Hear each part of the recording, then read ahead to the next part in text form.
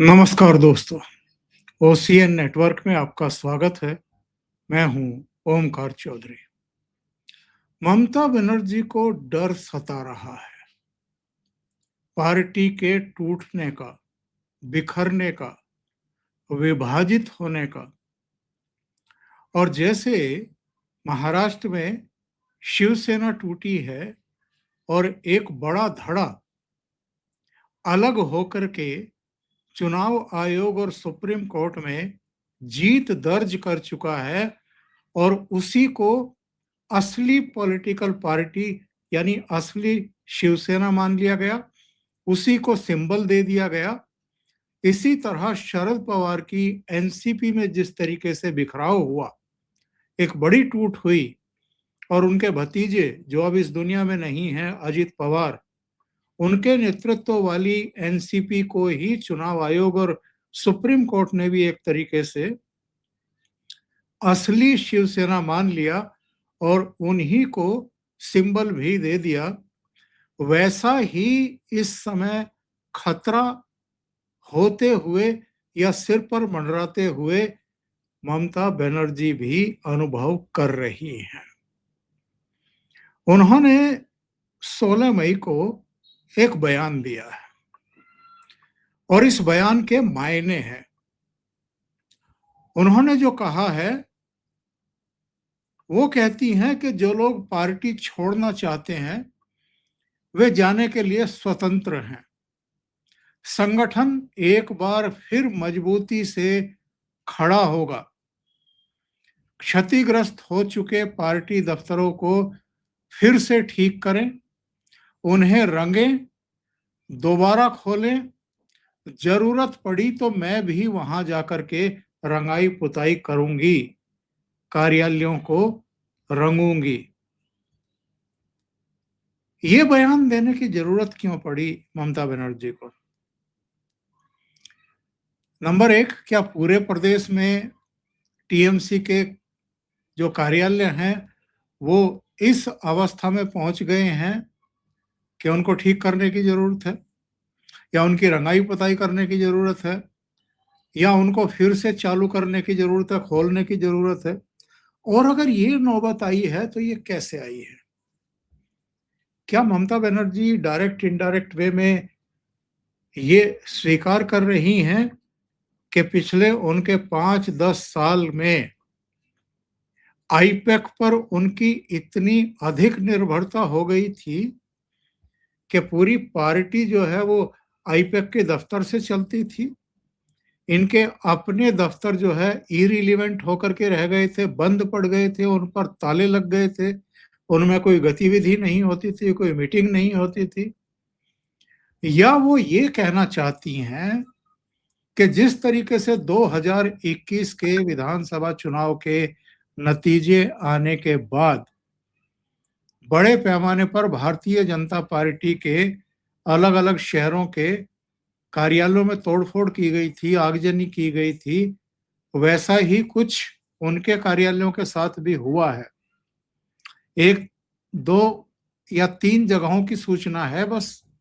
इसके अलावा तो पूरे पश्चिम बंगाल में टीएमसी के दफ्तरों को आग लगाने की या तोड़फोड़ करने की या उस तरह की कोई सूचना नहीं मिली है। अच्छा, ये कोलकाता हाई कोर्ट गई थी और वहां जाकर के भी इन्होंने यही प्ली रखी थी। खास तौर से उत्तरपाड़ा, दक्षिण 24 परगना, आसनसोल का जिक्र किया था। लेकिन इसके अलावा अभी मैं मुख्यमंत्री शुवेंदु अधिकारी का बयान सुन रहा था, जिसमें उन्होंने कहा है कि चुनाव नतीजे आने के बाद यानी चुनाव के बाद किसी तरह की हिंसा की कोई खबर नहीं है पूरे राज्य से। तो क्या पोर्ट्रे करना चाहती हैं ममता बनर्जी, और क्या ऐसा प्रचारित करके, ऐसा नैरेटिव बना करके कि टीएमसी के दफ्तरों को निशाना बनाया गया है, तोड़-फोड़ दिया गया है, उनमें आगजनी कर दी गई है, उनको हम फिर से आबाद करेंगे, फिर से चालू करेंगे, फिर से उनकी मरम्मत कराई जाएगी, रंगाई पुताई करी जाएगी। अगर ज़रूरत पड़ी तो मैं भी जाऊँगी रंगाई पुताई करने के लिए और हम फिर से अपने पैरों पर खड़ा होंगे। हम फिर से अपने संगठन को खड़ा करेंगे और जिनको जाना है वो जा सकता है। इसका मतलब ये है कि टीएमसी में सब कुछ ठीक-ठाक नहीं चल रहा है। इन्होंने 2-3 मीटिंग्स अब तक की हैं। एक सांसदों की मीटिंग बुलाई थी। कल्याण बनर्जी को चूँकि फिर से मुख्य सचेतक बनाया गया है, तो इसको लेकर के जो टीएमसी की लोकसभा सांसद हैं, महुआ मोइत्रा समेत कई लोग जो हैं, वो काफ़ी नाराज़ और उनमें असंतोष है।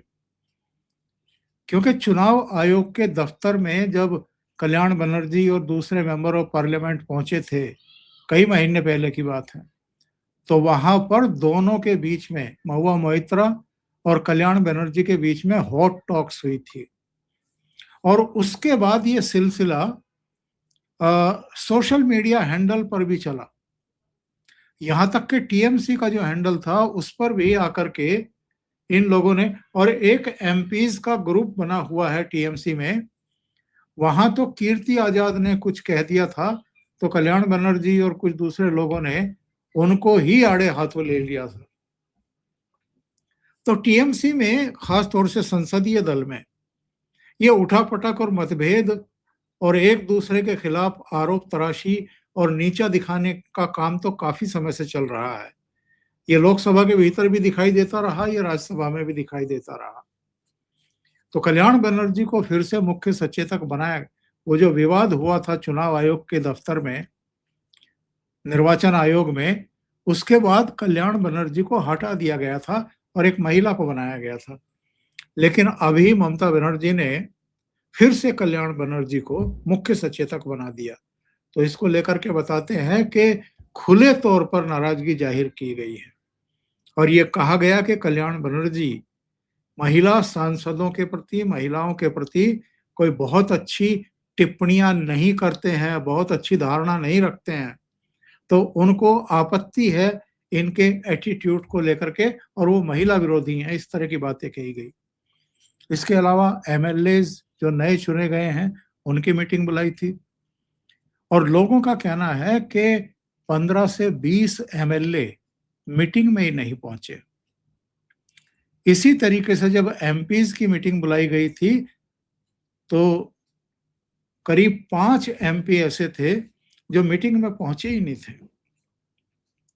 तो ये जो खबरें चल रही हैं और ये सोशल मीडिया में आजकल हुई अनहुई सब चलती है।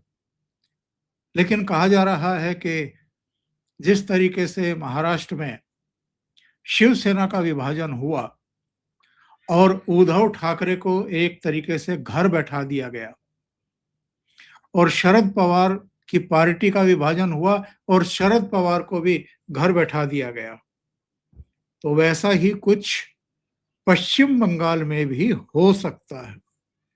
यहां भी पार्टी का एक बड़ा धड़ा अपने को असली टीएमसी बता सकता है और उसका कोई एक नेता हो सकता है कि उसको घोषित कर दिया जाए और उसके बाद जैसे एकनाथ शिंदे ने महाराष्ट्र में शिवसेना का नेतृत्व किया, अजित पवार जो अब इस दुनिया में नहीं है, अब उनकी पत्नी सुनेत्रा पवार उस पार्टी का नेतृत्व कर रही है जो शरद पवार से अलग हुई थी। उसी तरीके से यहाँ पश्चिम बंगाल में भी टीएमसी का एक बड़ा धड़ा टूट करके अलग हो और वो उसका नेतृत्व करे। ऐसे में जिस तरीके से कानूनी पेचीदगियों में और तमाम जो कार्रवाइयां होती हैं उनमें शरद पवार और उद्धव ठाकरे उलझ करके रह गए थे, उसी तरीके से ममता बनर्जी भी पश्चिम बंगाल में उलझ करके रह सकती हैं। अच्छा, पार्टी में कहीं ना कहीं ममता बनर्जी के तौर तरीकों को लेकर के, जिस तरह का टकराव का ये रुख अपनाती रही, जिस तरह की इनकी नीतियां रही हैं, उसको लेकर के असंतोष तो है और वो अब सामने आना शुरू हो चुका है। हुआ ये है और एक सबसे बड़ा उदाहरण तो सौरव गांगुली का है। जब ये बतौर कप्तान परफॉर्म नहीं कर पा रहे थे, तो टीम का परफॉर्मेंस भी निचले स्तर पर चला गया था। बहुत खराब प्रदर्शन टीम करने लगी थी।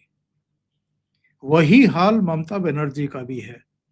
अगर देखें तो 2021 में भी नंदीग्राम से अपना चुनाव हारी थी सुवेंदु अधिकारी के सामने, और 2026 में भी भवानीपुर से लड़ी, जो इनका अपना घर है, अपना गढ़ है, जहां से पहले भी एमएलए रह चुकी हैं। और यहां आकर के सुवेंदु अधिकारी ने जब इनको चुनौती दी, तो यहां भी करीब 15,105 वोटों से हार गई। तो जब कप्तान की ये स्थिति हो जाए, यानी ममता बनर्जी आज की तारीख में ना विधानसभा की सदस्य है, ना पार्लियामेंट की सदस्य है, और ये तमाम अटकलें चल रही हैं कि वो क्या राज्यसभा में जा सकती हैं, किसी को सीट खाली करने के लिए कह सकती हैं।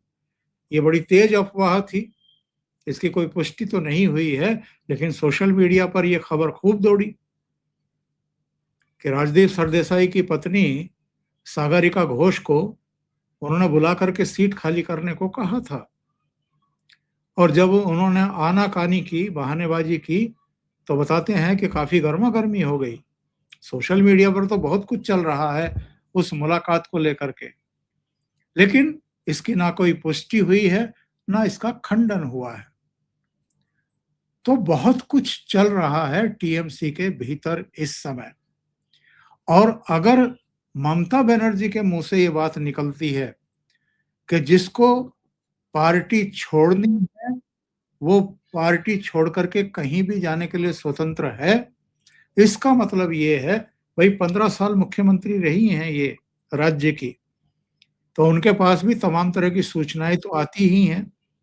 जो तंत्र, खुफिया तंत्र भी, जो भले ही इस समय सुवेंदु अधिकारी के नीचे काम कर रहा है, लेकिन वो भी कुछ जानकारियां तो ममता बनर्जी तक भी पहुंचा ही रहा होगा। इनके वफादार अफसर अभी भी वहां चोरी छिपे हाजिरी लगा ही रहे होंगे, फोन कॉल करके बता ही रहे होंगे। तो ममता बनर्जी को भी इस बात का तो कम से कम एहसास है कि उनकी पार्टी में भी टूट हो सकती है, और बहुत सारे एमएलए और कई एमपी जो मीटिंग में नहीं पहुंचे हैं, उन पर तो कम से कम उनका शक गहरा ही गया होगा।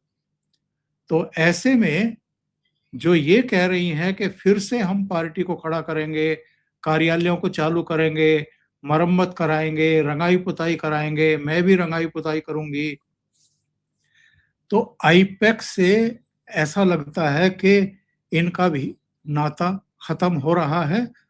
और आईपैक और ममता बनर्जी के बीच में, वैसे तो चुनाव के दौरान ही जब प्रक्रिया चल रही थी, उसी दौरान ही मतभेद और अलगाव की खबरें आनी शुरू हो गई थी। आईपैक की तरफ से उनके करीब 1200 कर्मचारियों को एक मेल गई थी, जिसमें कहा गया था कि आप लंबी छुट्टी पर चले जाइए और अगली मीटिंग जो है वो 10 मई को होगी। तो 10 मई तो निकल चुकी है, पता नहीं कोई मीटिंग हुई है या नहीं हुई है, आगे की रणनीति बनी है या नहीं बनी है। आईपैक वैसे भी अब पीएमएलए एक्ट यानी मनी लॉन्ड्रिंग एक्ट के तहत कार्रवाई का सामना कर रहा है। उसके लोगों की गिरफ्तारियां भी हुई हैं, हालांकि वो जमानत पर छूट गए हैं, लेकिन आईपैक खुद मुसीबत में है। तो ऐसे में जबकि ये गंभीर आरोप लगे थे ममता बनर्जी पर कि उन्होंने सब कुछ आईपैक के ऊपर छोड़ दिया था, और पार्टी को भी वही चला रहे थे और लोगों को दिशा निर्देश भी वही दे रहे थे, टिकट भी वही बांट रहे थे। वो रिजू दत्ता जो बड़बोलेपन का शिकार है, उसने तो सोशल मीडिया पर आकर के यहाँ तक आरोप लगाए थे कि मुझसे आईपैक वालों ने 50 लाख रुपए मांगे थे और कहा था कि आपका टिकट हो जाएगा, आप चुनाव लड़ पाएंगे। तो अगर इस स्तर पर चीजें चल रही थी, इसका मतलब कि ममता बनर्जी और आईपैक के बीच में सब कुछ ठीक ठाक नहीं चल रहा था, और अब तो चूंकि चुनाव निपट गए हैं, टीएमसी चुनाव हार गई है। अखिलेश यादव आईपैक को 2027 के विधानसभा चुनाव के लिए हायर कर रहे थे, कुछ एडवांस भी दे दिया था। वो एडवांस वापस लेने के लिए वो कलकत्ता की दौड़ कर रहे थे, ममता बनर्जी से मिले थे, संभवतः वो पैसा वापस लेने के लिए, और उन्होंने भी आईपैक से अपना नाता तोड़ दिया। तो ऐसे में ऐसा लगता है कि अब ममता बनर्जी फिर से संगठन को इकट्ठा करने की कोशिश कर रही हैं और सक्रिय करने की कोशिश कर रही हैं, वरना ये सब कहने की जरूरत ना पड़ती। सूचनाएं हैं उनके पास, इसलिए उन्होंने कहा कि जिसको जाना है जाए, और उनको ये भी पता है कि अब तक तो आईपैक संभाल रहा था किसी तरीके से, अब तो उन्हें ही संगठन को नए सिरे से धार देनी पड़ेगी, और जो उनके साथ बचे हैं या रहने की जो इच्छा शक्ति दिखा रहे हैं, उनको लेकर के ही आगे बढ़ करके संघर्ष करना पड़ेगा अपने सर्वाइवल के लिए। अभी के लिए इतना ही। बहुत बहुत धन्यवाद। अगर आपको ये चैनल और इसके कंटेंट पसंद आ रहे हैं तो लाइक करें, कमेंट करें, वीडियो को शेयर भी करें। अभी तक अगर आपने ये चैनल सब्सक्राइब नहीं किया है तो सब्सक्राइब कर लें, साथ में लगे बेल आइकॉन को दबा दें ताकि आगे आने वाले वीडियो और उनके नोटिफिकेशन आप तक पहुंचते रहें। बहुत बहुत धन्यवाद। नमस्कार।